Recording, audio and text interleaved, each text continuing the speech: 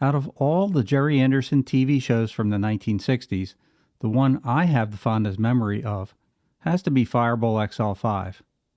Created by the husband and wife team of Gerry and Sylvia Anderson, Fireball XL5 ran for only one season and 39 episodes. But oh, what a great season. It ran in the UK from 1962 to 1963, and for a child of 8 years old who was really into science fiction and space travel, it was the best show on TV. 1962. That was the year that astronaut John Glenn was the first man to orbit the Earth. Glenn circled the Earth 3 times that year and inspired the idea for Fireball XL5. Fireball premiered in October of that same year, and I was fascinated. Fireball was the last show by the Andersons that was filmed entirely in black and white and used a process that they called Supermarionation, where all of the puppets' mouth movements were synchronized with the voiceover actors. Before that, puppet shows were often shot in a single long take, which was like watching a live show on a stage.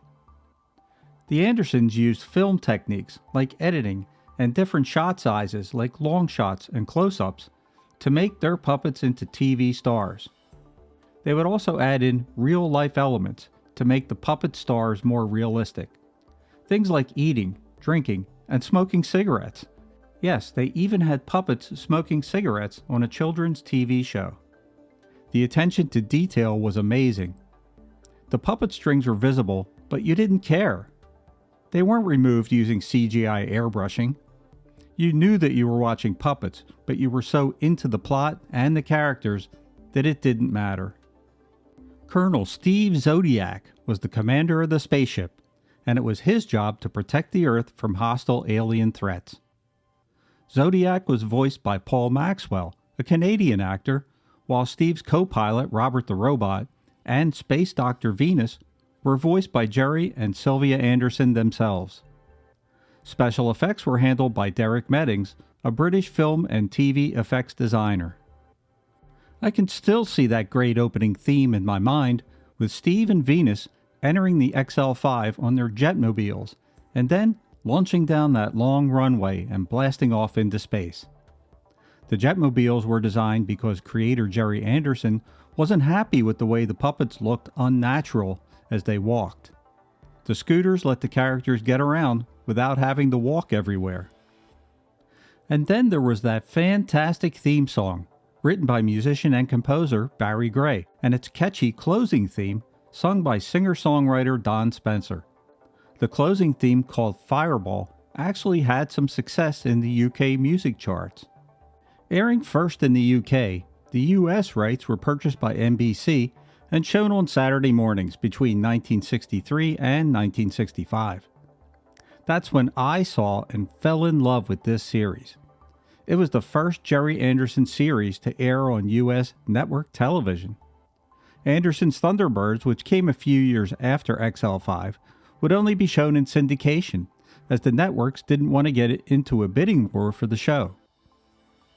Many people have fond memories of Anderson's Thunderbird series, but for me, it was always Fireball XL5 and Steve Zodiac. Fireball XL5 is actually the name or designation of the spaceship that is assigned the area of space known as Sector 25. It's one of at least 30 spaceships designated Fireball XL. The ship's gravity activator simulates gravity so it feels like you're on Earth. The XL5 also has 2 parts that can separate from each other. The front part, called Fireball Jr., is where the pilot sits and controls the spaceship. The back part is bigger and has the crew quarters, lounge, labs, and workshops. When Fireball XL5 arrived at a new planet, the ship would separate and the bigger part stayed in orbit, while Fireball Jr. went down to explore. Commander Zero is in charge of the World Space Patrol, with its headquarters on an island in the South Pacific called Space City. Deep space patrols would last for 3 months, and when the ship isn't on a mission, it's on call at Space City. The ship takes off from a launch rail that's a mile long and ends in a 40-degree angle at the end, which propels the ship up and into space. Fireball XL5 traveled at slower than light speeds until episode 32, titled Faster Than Light, where the ship goes out of control and breaks the speed of light barrier. The crew doesn't wear spacesuits outside of the ship. Instead, they use thruster packs and oxygen tablets to survive the vacuum. The idea for the tablets came from Supermarionation, who had created the Daleks on Doctor Who. The ship's special neutroni radio lets them communicate instantly with Space City and other spacecraft, even at great distances. Other characters in the show include Professor Matthew Matmatic. He's XL5's engineer, navigator, and science officer, and is voiced by David Graham, doing his best Walter Brennan impression. Zuni the Lazoon is Dr. Venus's lazy, semi-telepathic pet from the planet Colivio, also voiced by David Graham. When Zuni first appears, all he can say is "Welcome home." As the series goes on, his vocabulary gets bigger, mostly because he's good at imitating other characters. Commander Wilbur Zero, who is voiced by John Bluthal, is the head of the World Space Patrol and in charge of running Space City. Then there's Lieutenant 90, who's the assistant controller of Space City. He's young and inexperienced, and Commander Zero is pretty tough on him. But Zero also refers to him as the best lieutenant Space City has. Other recurring characters are Jock Campbell, Space City's Scottish chief engineer, Eleanor and Jonathan Zero, Commander Zero's wife and son, Captain Ken Ross, pilot of the XL7, Boris and Griselda Space Spy, who are an evil Russian husband and wife team, and the Subterranes, who are evil aliens from Planet 46. The ship and the series was originally called Century 21, even though it was supposed to be set in the 30th century in the year 2962. It was later changed to 2062. The United States Space Patrol became the World Space Patrol, and the name of Colonel Zodiac's spaceship was changed to Nova X-100, and then finally to Fireball XL5. 37 of the series' 39 episodes were written by either Alan Fennell, Anthony Marriott, or Dennis Spooner, all newcomers.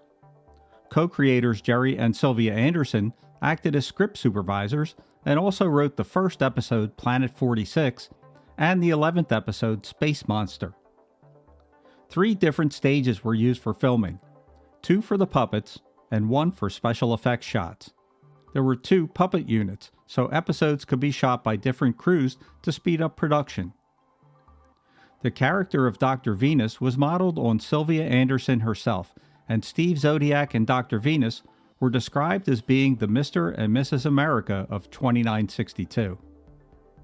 3 different models of the XL5 were designed and made by art director Reg Hill. There was a 7-foot-long version used for close-up shots, and 2 smaller ones measuring 24 inches and 5 inches in length. XL5's rocket launch track was taken from a rumored design that the Soviets were planning to use to fire a ship into space. It was similar to a concept used in the 1951 film When Worlds Collide, but Anderson has denied that he copied the idea. Even though Fireball XL5 was shot in black and white, the adventures of her crew have stayed in the minds of fans, like myself, since the 1960s. Even more impressive is that the show has actually gained new viewers on DVD in the decades since it went off the air. The same things that made it a huge hit when it first came out are still able to work their magic on young minds today.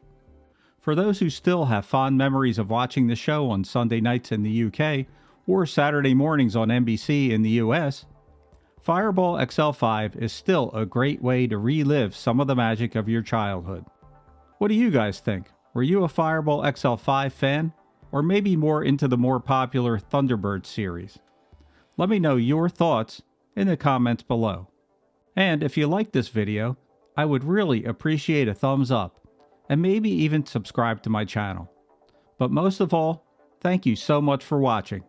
This is Rich from Rerun Zone. I'll see you in my next video.